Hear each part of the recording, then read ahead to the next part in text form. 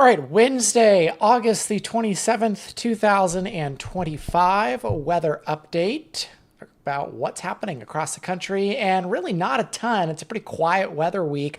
There's not a lot happening out in the tropical Atlantic. In fact, nothing at all, so to speak of, in terms of anything significant over at least the next 7 days. There is a flooding threat out in the Midwest tonight, specifically in central into southern Kansas and across parts of northern Oklahoma. That kind of dips down into the Ozark Mountains a little bit. So we'll talk about that. Doesn't look like it's going to be anything record breaking in terms of a really significant or major flooding event, but there could be some waves of flash flooding late tonight into tomorrow morning, especially if thunderstorms really slow down. Also across the Northeast, the coolest air so far this early fall season, which isn't saying much, is arriving. Temperatures could dip down into the 30s across parts of upstate New England, and then out on the West Coast, there's some tropical moisture that's going to bring some rain to Southern California, specifically San Diego County, out across San Diego County mountains, maybe up into the San Bernardino County mountains here. Tomorrow, a little bit of a push of tropical moisture or a plume, and it's been busy out in the West so far this week. So we'll chat about that too. So happy Wednesday night, everybody, and hope you're doing well. Feel free to let me know where you're watching from. I'd love to hear in the comments and what the weather is where you are. And we'll start talking a little bit about what's happening. Probably more of a casual live tonight just because there's not a ton going on, but we will talk about what's happening. And also sort of a preview of what's going to be happening here over the next few days, especially out in, like I said, New England and out on the West Coast. So, hey, everybody, hopefully your week is going well, halfway through the work week before we head into a long weekend, which is always a good thing. Hopefully you're looking forward to an extra day off on Monday or whatever you're doing this long weekend, enjoying some cooler weather. It has not been quite as brutally hot so far this week as it has been really, what was it, much of last week out on the West Coast where there was a brutal heat wave. So we'll chat about what's happening out there. But let's start first with kind of what's taking place out across the Midwest tonight. Like I said, not a ton of really active weather here happening across the country, but there is one sort of hot spot and zone that we're looking at for heavy rainfall and strong thunderstorms overnight tonight, and that's across Kansas down into Oklahoma. So what you're looking at is the Weather Prediction Center's excessive rainfall outlook, valid through tomorrow morning. And notice the area that they have circled in red. That is a moderate risk level 3 out of 4 for excessive rainfall. Specifically, we're concerned about an overnight flash flooding threat that may develop. It looks like some of the data here has pulled away from southwest Missouri and northeast Oklahoma for spots where that corridor of heavy rainfall could track into tonight, and is zoning in more so across south central Kansas. You can see we do have the moderate risk, the red zone, that extends from Great Bend, track southeast towards Wichita. Wichita, probably the biggest metro spot that we have under the gun tonight for flash flooding. And then the moderate risk zone dips down into extreme northern and northeast Oklahoma, so Bartlesville, Nowata, and Coffeyville on the Kansas side, Independence also included. And then surrounding our moderate risk zone, sort of a broad, slight risk zone, that is a risk level 2 out of 4 for flash flooding tonight. You can see anywhere that is circled in yellow. And what's more than likely going to take place here is we're going to get an axis of heavy rainfall that'll start to get better organized, and one or more different waves that'll start to develop here across western Kansas and then slide south and east here overnight into tomorrow morning. And if you're wondering a little more about what may cause this, it's a couple of different things. We have the low-level jet stream that's going to be kicking in, and then also you have an area of really high instability here out across western Kansas that has CAPE values here in excess of 2,000 joules per kilogram. And then notice how quickly that area of instability falls off as you get out across central Kansas and into eastern Kansas, almost no instability. And so it's going to be in this spot where you have the overlap, almost really strong overlap, where you go from almost, it looks like 500 joules per kilogram to no instability at all is more than likely we're going to see the first wave of heavy rainfall that's going to develop. And you could probably follow this corridor where you get the overlap of really high instability kind of falling off to no instability, plus a low-level jet stream, plus a surface front that you're going to get heavy rainfall tonight. That's going to possibly lead to at least scattered flash flooding. I know we have a moderate risk zone. This probably falls more so into the lower threshold of what's needed to get a moderate risk out of the Weather Prediction Center. But nonetheless, it does look like there's going to be a corridor of 2 to 4, maybe 5 inches of heavy rain that could set up overnight tonight into tomorrow morning, where we have that red circle, that moderate risk, and then more isolated pockets of flash flooding in the slight risk zone that you can see that is highlighted in yellow that goes from central Colorado all the way down into the Ozark Mountains in Arkansas. Now, take this off for a second, the Weather Prediction Center's excessive rainfall outlook, and we'll sort of swap it and put on the flash flood watch. It's in effect through tomorrow morning for anywhere that you see that is highlighted in green, and that's for that access of heavy rainfall. It's going to set up overnight tonight. It's going to track out of northwest Kansas, get better organized as it moves into central Kansas, and then really produce the high rainfall rates late tonight to tomorrow morning here across southern southeast Kansas, northeast Oklahoma, down in northwest Arkansas, a little bit of southwest Missouri included in there too, underneath the flood watch through tomorrow morning. And as we just pull the text from 1 a.m. Thursday through Thursday afternoon, it looks like I think most of the rain should wrap up by early Thursday morning, but specifically talking about 4 to 6 inches of rain within the flood watch zone. So let's take radar here for a second and we'll turn on Dodge City. And we have a couple of different areas of thunderstorms right now. The first one here is out across southwest Kansas and back into the Oklahoma Panhandle. Scattered showers and thunderstorms. And then another cluster. This is going to be our main cluster that we're watching for the flooding risk further southeast across southern Kansas tonight. This complex that I've circled here across western Kansas from Scott City out towards Leote and Sharon Springs doesn't look all that impressive right now, but again, scattered showers and storms, it'll become better organized and track southeast here during the overnight hours and put down some of the high rainfall rates. So let me show you sort of how this could play out. And we'll take the 0Z high resolution rapid refresh model, because I think it does a pretty good idea of showing us what to expect over the next couple of hours. And let me do more of a regional view. So check out how the HRRR does a pretty good job here of showing our cluster of showers and storms that we have out across western Kansas right now. Stays semi-discrete, scattered in nature for the next couple of hours, and then starts to become better organized as we get past midnight, 1, 2 o'clock in the morning. Now we have 1 or 2 dominant areas of showers and thunderstorms with really high rainfall rates. Again, maybe 1 inch or more per hour, maybe up to 2 inches per hour in the highest or most intense thunderstorms, tracking into south central Kansas and northern Oklahoma by sunrise tomorrow morning. And there could be a little severe weather here too, with some winds up to 60 miles per hour and the strongest storms. But biggest issue tonight and into tomorrow is going to be the potential for really heavy rainfall along the leading edge of this line, and then more moderate rain as you kind of work your way north, a big shield of moderate rain likely to develop. And Wichita Metro could be at play here for obviously heavy thunderstorms that could wake you up early tomorrow morning, and the flooding risk that could develop. And as we get into tomorrow afternoon, notice why we still have that flood watch in place, or they keep the flood watch going until tomorrow afternoon across northeast Oklahoma back into the higher terrain of Arkansas.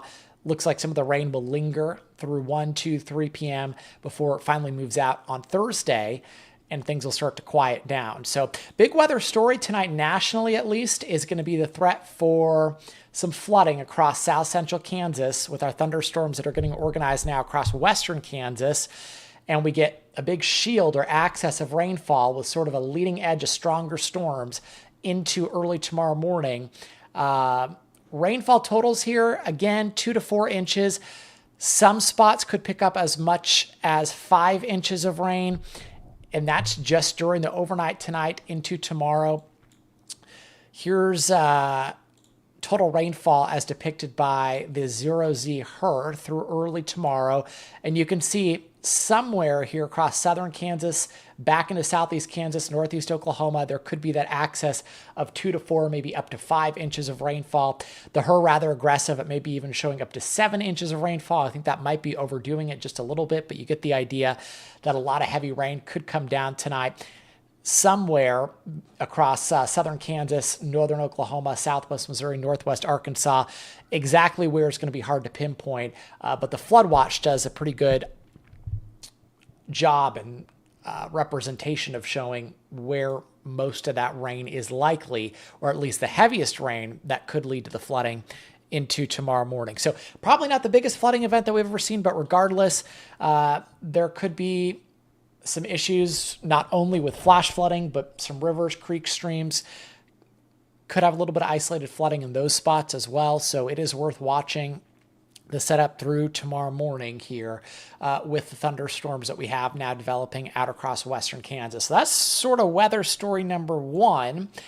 That's the flash flood risk for tonight. And then weather story number 2 is the chilly temperatures across the Northeast. Let me show you current temperatures here tonight. This is what it looks like.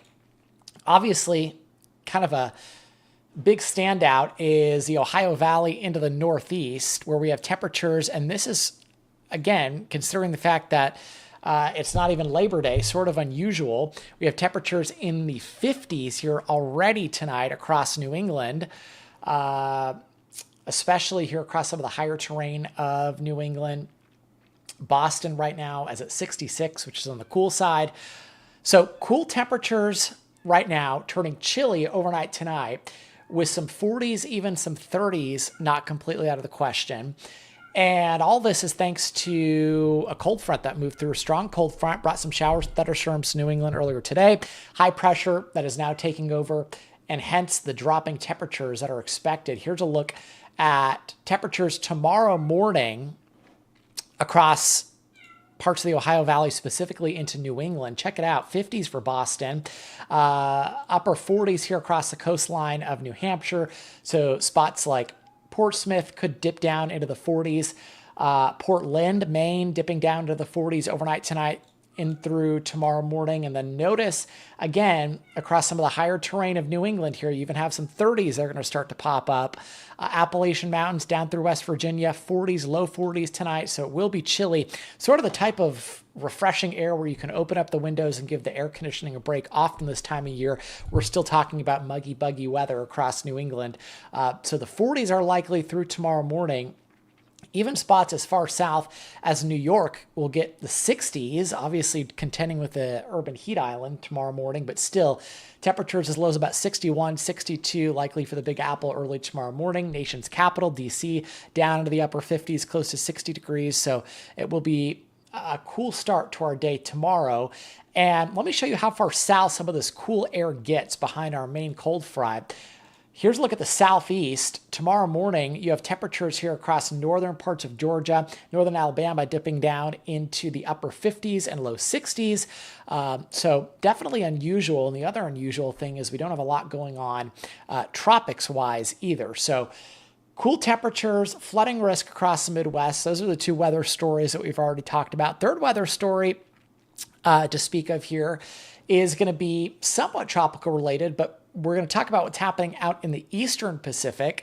Here is Tropical Storm Julieta, I believe it's pronounced, and nothing to write home about, but it is going to play into the weather across the west. Right now it has a north-northwest movement at 14 miles per hour, maximum sustained winds about 45 miles per hour. So it's a low-end tropical storm. As you look at the infrared satellite loop here, it's almost vanished, it looks like, into thin air, so to speak. the core of Julietta kind of fading away as it starts to run into a little cooler air to the north, cooler water temperatures, sea surface temperatures to the north here, or at least as it heads north, it'll continue to weaken. So tropical depression by tomorrow morning, only holding on to tropical status for another, 7-8 hours, at least according to the National Hurricane Center's forecast. But here's why it matters. That tropical moisture actually going to get pulled north. This sometimes happen this time of year. And more than likely is going to bring a round of showers and thunderstorms early tomorrow morning, 7, 8, 9 a.m. across Southern California, specifically San Diego County, where there could be a few claps of thunder. And then there could be a little bit of orographical enhancement across the higher terrain of the San Diego County mountains that may put down a little higher rainfall rates. Imperial County, El Centro, Yuma could get some showers and thunderstorms in tomorrow afternoon as that wave of tropical moisture kind of heads northward. So busy weather morning tomorrow across Southern California, and then a busy weather night tonight out across the southern plains with our flooding threat that's going to be developing. And again, probably not going to be a super widespread flooding event overnight tonight, but there is technically a moderate risk, 3 out of 4, for excessive rainfall that could lead to flooding by the Weather Prediction Center. There could be some problems early tomorrow morning for folks who are trying to travel. I think Wichita will probably be the bullseye for excessive rainfall that could lead to some of the flash flooding concerns as we watch scattered showers and thunderstorms right now. A few different areas here out across western Colorado kind of congeal into more so of a broken line with a leading edge of strong storms by tomorrow morning pushing into south central Kansas. And so, could be kind of a rough go of it early tomorrow morning across southern Kansas with the very heavy rainfall threat. So kind of a quiet weather night right now, so to speak. We don't have a lot going on, but did want to at least kind of jump on, stay active, talk about what we do have happening. And if you have any weather questions before we wrap up for the night, feel free to ask away. Would love to answer any questions that you have. But again, for right now, biggest weather story that we have across the country is the risk for flooding. Flood watch now here across southern Kansas, northeast Oklahoma, southwest Missouri, northwest Arkansas. And the Weather Prediction Center does have out their, that doesn't look very pretty, does it? Let's turn this flood watch off. Moderate risk zone there in red for the most likely areas that could see, yes, the heavy rainfall tonight, also the flooding threat that could start to ramp up early tomorrow morning. Right now, though, still no flash flood watches. This is probably going to be a deal as we get past midnight, 1, 2, 3 a.m. or so. A question about anything happening in Indiana. No active weather right now in Indiana. Pretty quiet night out there. Pretty quiet night for most spots across the country. Question about Bartlesville, Oklahoma. Bartlesville very much at play for heavy rainfall tonight. Again, that moderate risk zone is at least a 40% risk. Excessive rainfall that could lead to flooding. Bartlesville sort of on the far southern edge of the moderate risk zone, but heavy rainfall more than likely for you as we get towards 4 a.m. and beyond, and as those showers and thunderstorms kind of congeal into a line and slow down, you could be talking about 2 to 4 inches of rain, and the possibility, yes, of at least some isolated flooding, depending on where that access of very heavy rainfall could set up. So I know it's kind of a quick live tonight, but wanted to jump on, give TikTok, YouTube, and X some attention here. Quiet weather across the country, cool across the Northeast, but just wanted to say hello to everybody, and we'll be back a little bit later this week with more updates on any active weather that's happening. Hope you have a great Wednesday night, and stay